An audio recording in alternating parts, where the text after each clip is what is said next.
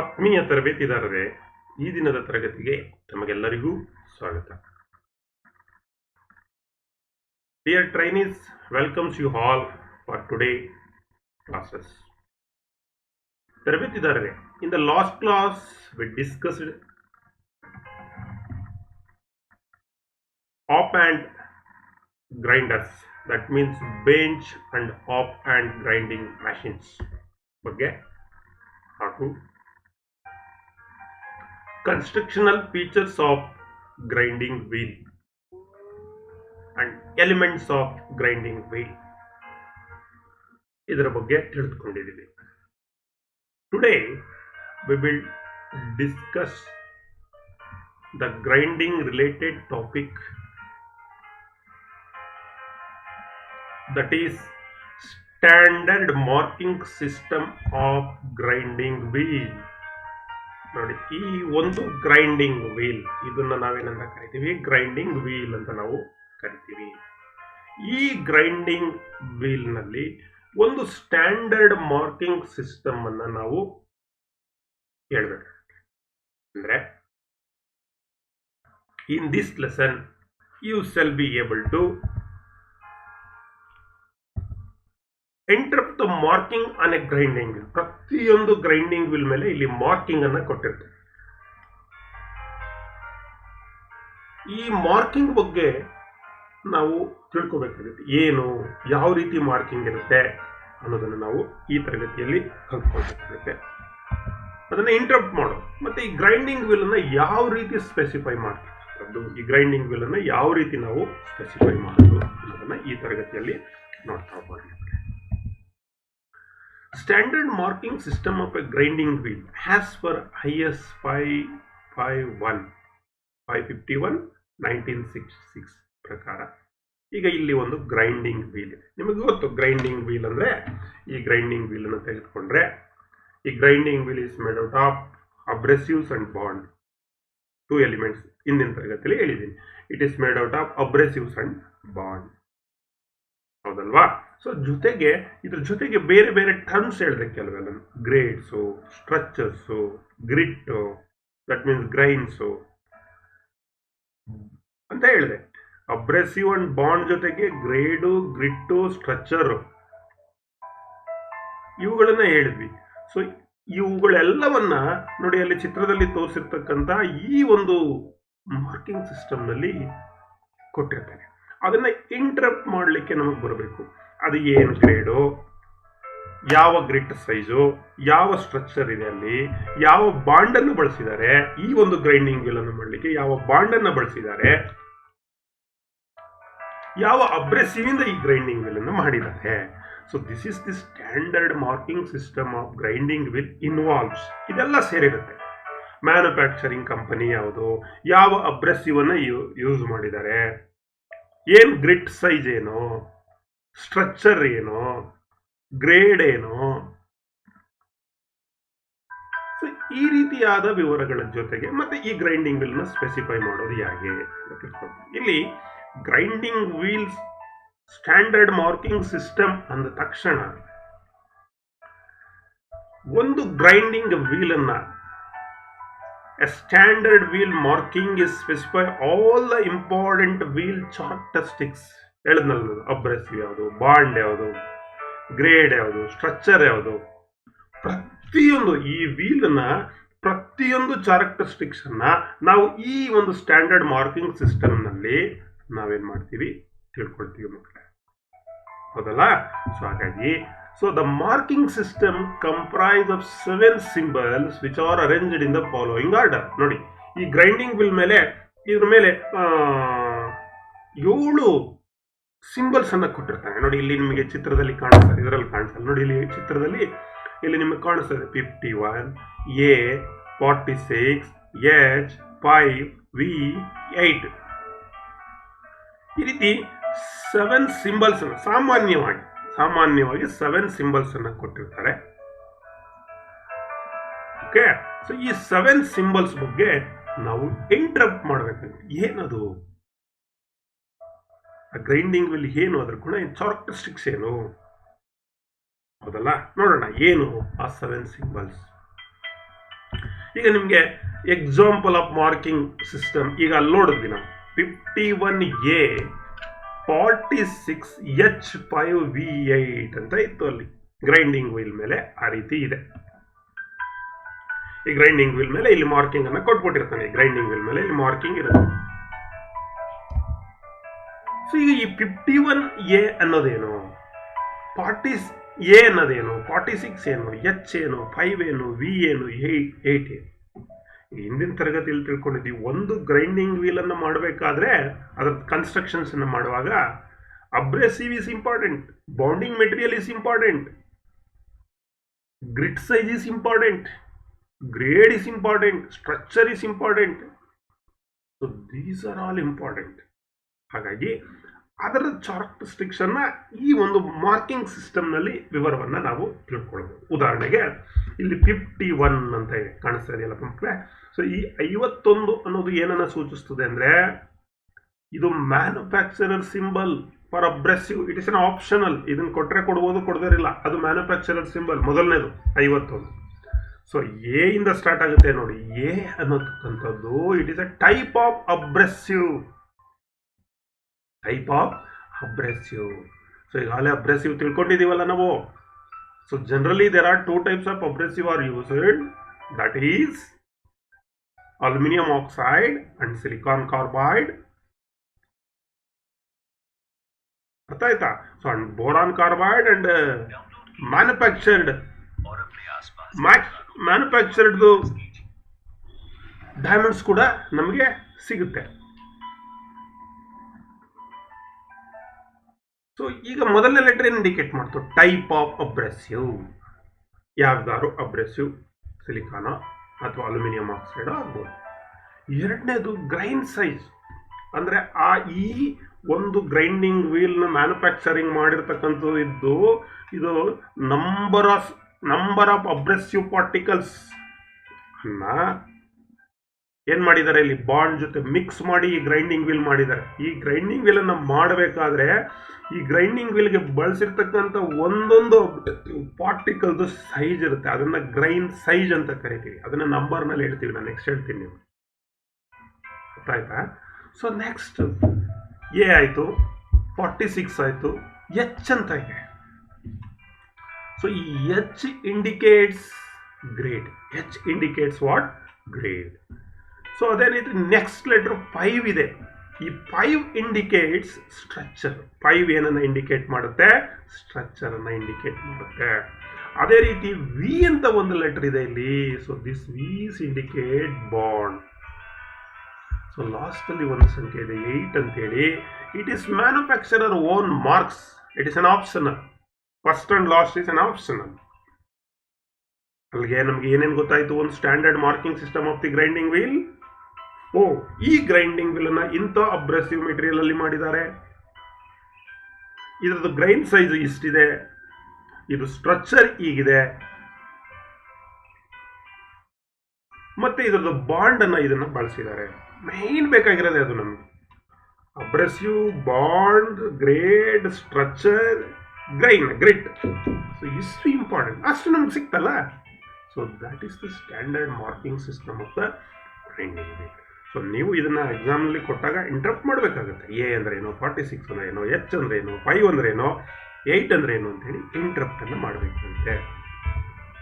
ಇನ್ನು ಈ grinding wheel ಅನ್ನ ಸ್ಪೆಸಿಫೈ ಮಾಡೋದು ಯಾವ ರೀತಿ ನೋಡಿ. ಯಾವುದೇ ಒಂದು ಗ್ರೈಂಡಿಂಗ್ ವೀಲ್ ಅನ್ನ ನೀವು ಸ್ಪೆಸಿಫೈ ಮಾಡಬೇಕಾದ್ರೆ ಮಕ್ಕಳೇ, ಫಸ್ಟ್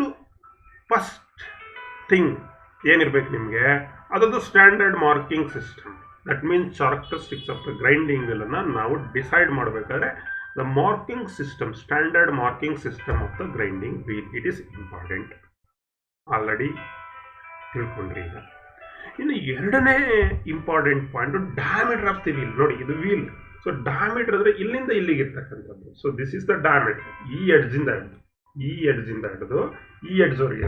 ಈ ಎಡ್ಜಿಂದ ಈ ಎಡ್ಜ್ ಇರತಕ್ಕಂಥದ್ದನ್ನ ಡಯಾಮೀಟರ್ ಆಫ್ ದಿ ವೀಲ್ ಅಂತ ನಾವು ಕರಿತೀವಿ. ಇನ್ನು ಬೋರ್ ಡಯಾಮೀಟರ್ ನೋಡಿ, ಇಲ್ಲಿ ಒಂದು ಹೋಲ್ ಕಾಣಿಸ್ತಾ ಇದೆ, ನಿಮಗೆ ಕಾಣಿಸ್ತಾ ಇದೆಯಲ್ಲ.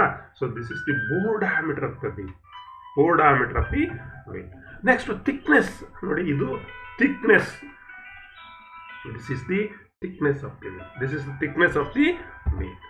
Next to shape of the wheel.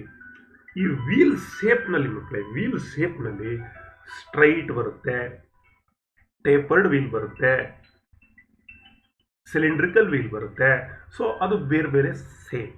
So that means type of the wheel ಅಂದರೆ ಟೈಪನ್ನು ಏನು ಕರಿತೀವಿ ಇಲ್ಲಿ. So that is shape of the wheel ಅಂತ ನಾವು ಕರಿತೀವಿ. ಟೈಪನ್ನು ಏನು ಕರಿತೀವಿ ಇಲ್ಲಿ ನಾವು, that is shape of the wheel ಅಂತ ನಾವು ಕರಿತೀವಿ.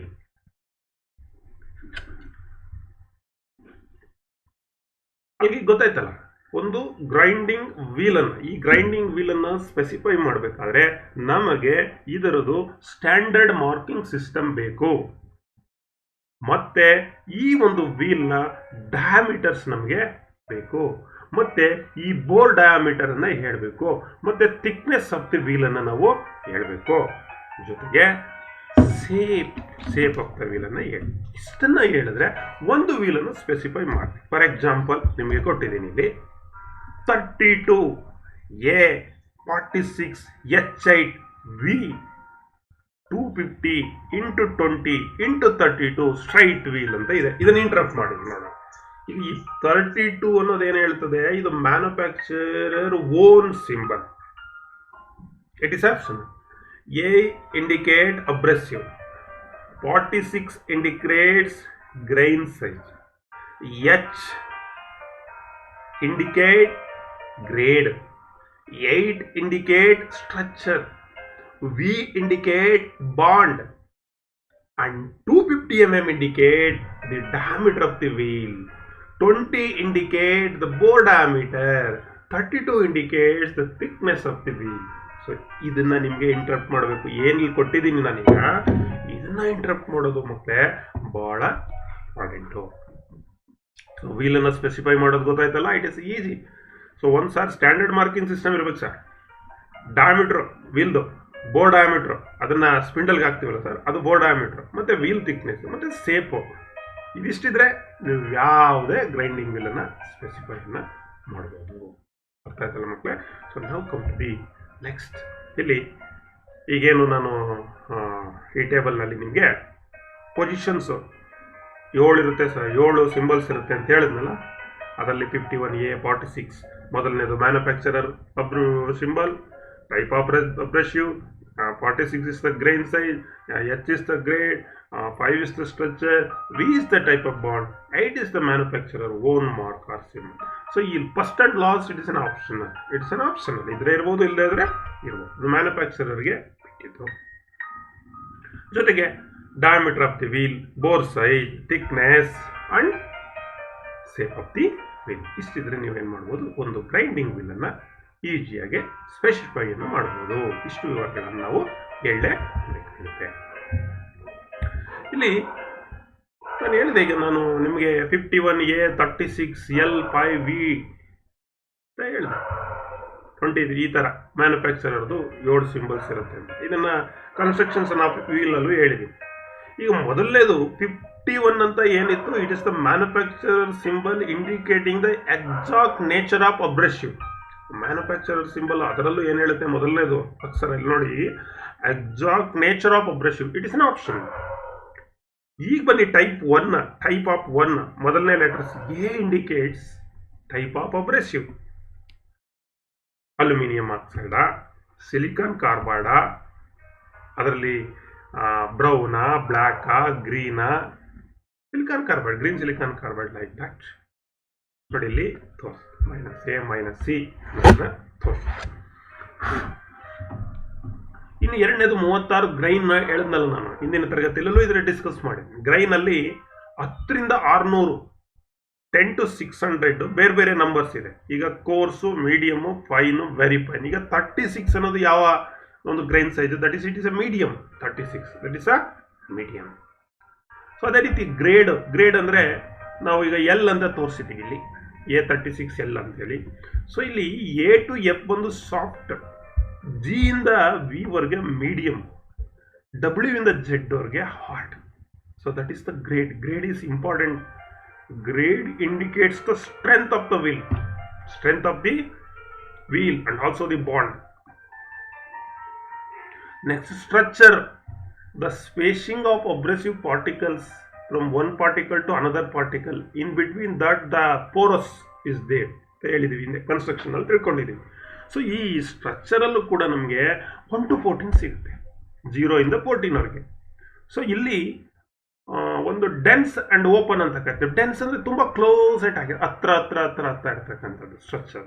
ಇನ್ನೊಂದು most open, that is 8 to 14, 0 to 7 dense, 8 to but type of bond ಅಲ್ಲಿ ನಿಮಗೆ ವೆಟ್ರಿಫೈಡ್ ಇದೆ, ಸಿಲಿಕೇಟ್ ಇದೆ, ರಬ್ಬರ್ ಇದೆ, ರಬ್ಬರ್ ರೀಇನ್ಫೋರ್ಸ್ಡ್ ಇದೆ, ರೆಜನಾಯ್ಡ್ ಸಿಂಥೆಟಿಕ್ ರೆಜಿನ್ಸ್ ಇದೆ, ರೆಜನಾಯ್ಡ್ ಇನ್ಫೋರ್ಸ್ಡ್ ಅಂತ ಇದೆ, ಸೆಲಾಕ್ ಇದೆ, ಅಗ್ನೀಷಿಯಾ ಇದೆ. ಸೊ ನೋಡಿ, ಅದನ್ನ ಲೆಟರಿಂದ ಇಂಡಿಕೇಟ್ ಮಾಡ್ತೀವಿ. ನೋಡಿ ಇಲ್ಲಿ ವಿ ಅಂತ ಅಂದ್ರೆ ದಟ್ ಇಸ್ ವರ್ಟಿಫೈಡ್ ಬಾಂಡ್, ಎಸ್ ಅಂದ್ರೆ ಸಿಲಿಕೇಟ್ ಬಾಂಡ್, ಆರ್ ಅಂದ್ರೆ ರಬ್ಬರ್ ಬಾಂಡ್, ಇ ಅಂದ್ರೆ ಸೆಲಾಕ್ ಬಾಂಡ್. ಲೈಕ್ ದಟ್ ನಾವೇನ್ ಮಾಡಬೇಕು, ಅದರ ಚಾರಕ್ಟರಿಸ್ಟಿಕ್ ಟೈಪ್ ಆಫ್ ಬಾಂಡ್ ಅನ್ನು ತಿಳ್ಕೋಬೇಕು. Last one is manufacturer own identification mark for the wheel. ಪ್ರತಿಯೊಬ್ಬ ಮ್ಯಾನುಫ್ಯಾಕ್ಚರರ್ ಒಂದು ಐಡೆಂಟಿಫಿಕೇಶನ್ಸ್ ಮಾರ್ಕ್ ಅನ್ನ ಇಟ್ಕೊಂಡಿರ್ತಾರೆ. ಎಡಿಷನ್ ಆಪ್ಷನ್, ಮೊದಲನೇ ಲೆಟರ್, ಮೊದಲನೇ ಅಕ್ಷರ 0 ಏನು ತೋರಿಸಿದ್ವಿ 51 ಅಂತೇಳಿ, ಅದು nature of abrasive, addition optional. Last one ಏನು ತೋರಿಸಿದ್ವಿ, ಇದು ಮ್ಯಾನುಫ್ಯಾಕ್ಚರರ್ ಐಡೆಂಟಿಫಿಕೇಶನ್ ಮಾರ್ಕ್. ಇನ್ನು ಬಂದ್ರೆ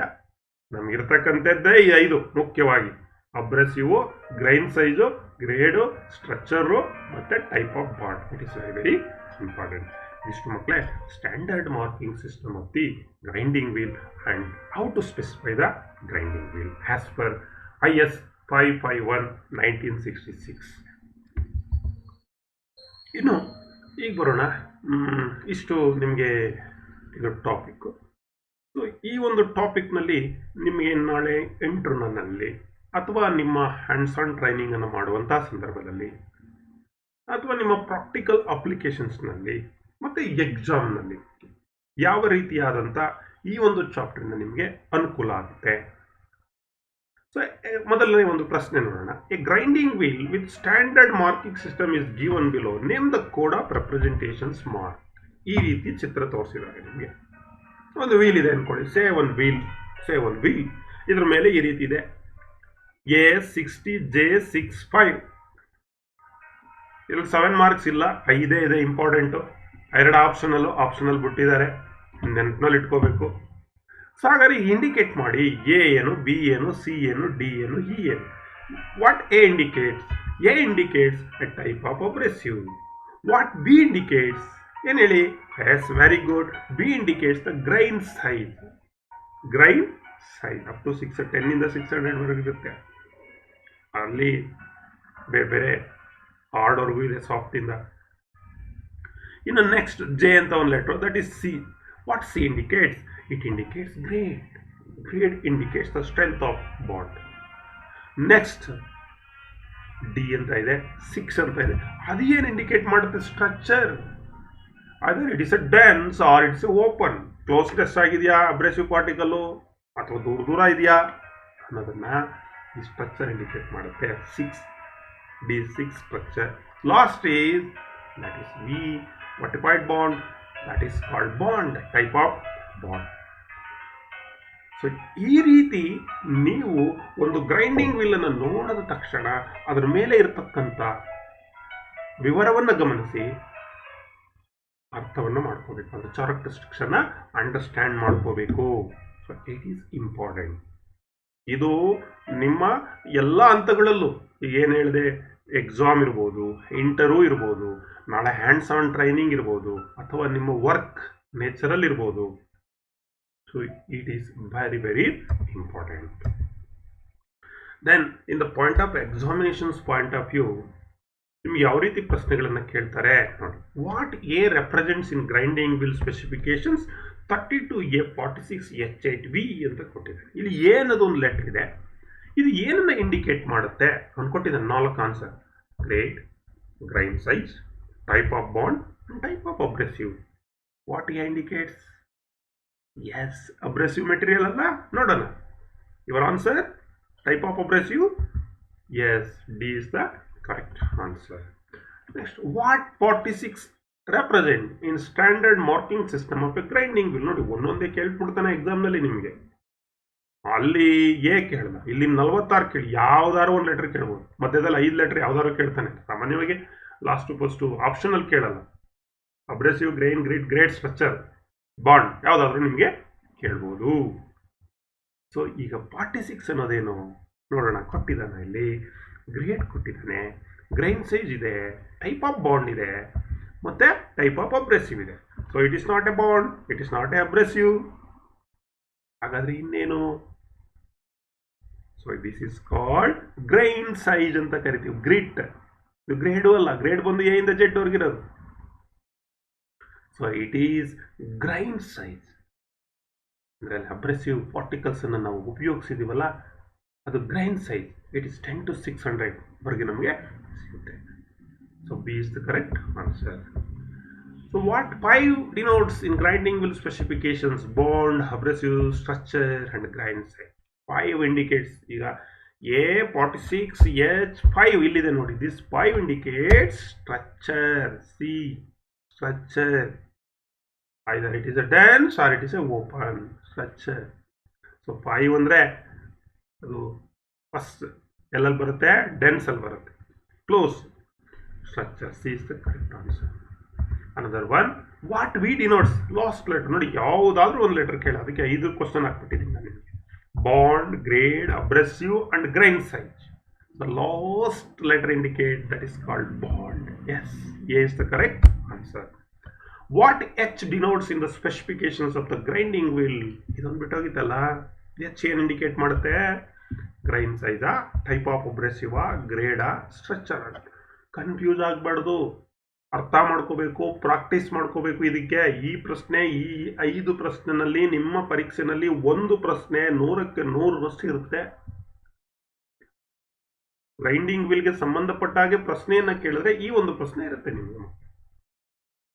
so which is correct? So that is grade. H denotes what? Grade. H denotes grade. A ಇಂದ ಜೆಡ್ ವರ್ಗಿರುತ್ತೆ ಅಂತ ತೋರಿಸಿದ ನಾನು. H denotes grade. So this is, ಈ ರೀತಿ ಪ್ರಶ್ನೆಗಳನ್ನು ನಿಮಗೆ ಇಂಟರ್ನಲ್ಲಿ ಎಕ್ಸಾಮ್ಸ್ನಲ್ಲಿ ಕೇಳ್ಬೋದು. ಸೊ ಈ ಒಂದು ಟಾಪಿಕ್ಕು ನಿಮಿ fit first year and all mechanical ಟ್ರೇಡ್ಸ್ನಲ್ಲೂ ಕೂಡ ಸಾಮಾನ್ಯವಾಗಿ ಈ ಒಂದು standard marking system of grinding wheel ಇದ್ದೇ ಇದೆ. ನೀವು ಗ್ರೈಂಡರ್ಗಾರ ಹೋಗಿ, ಗ್ರೈಂಡರ್ಗಾರ ಹೋಗಿ, ಮೆಷಿನಿಸ್ಟ್ಗಾರ ಹೋಗಿ, ಟರ್ನರ್ಗಾರ ಹೋಗಿ, ಫಿಟ್ರ್ಗಾರು ಬನ್ನಿ. ಸೊ ಇದು ಕಾಮನ್ ಟಾಪಿಕ್ ಇರುತ್ತೆ. ಸೊ ಇದಕ್ಕೆ ಸಂಬಂಧಪಟ್ಟಂತಹ ಅಸೈನ್ಮೆಂಟ್ಸ್ ಇದೆ, ನೋಟ್ಸನ್ನು ಕಳಿಸಿದ್ದೇನೆ ನಿಮಗೆ. ಸೊ ಯಾರ್ಯಾರಿಗೆ ಈಗ ನೆಟ್ವರ್ಕ್ ಸಿಕ್ಕಿಲ್ಲ ಅವರು ನಿಮಗೆ ನಾನು ಈ ಲಿಂಕನ್ನು ಶೇರ್ ಮಾಡ್ತೀನಿ. ಮತ್ತೆ ಒಂದ್ಸರಿ ಇದನ್ನು ವ್ಯೂ ಮಾಡಿ ಪ್ರಿಪೇರ್ ಆಗಿ ನೋಟ್ಸು ಅಸೈನ್ಮೆಂಟ್ಸ್ನೆಲ್ಲ ಬರೀರಿ. Thanks to one and all for hearing us till now. ಎಲ್ಲರಿಗೂ ಧನ್ಯವಾದಗಳು ಮಕ್ಕಳೇ. ಶುಭವಾಗಲಿ.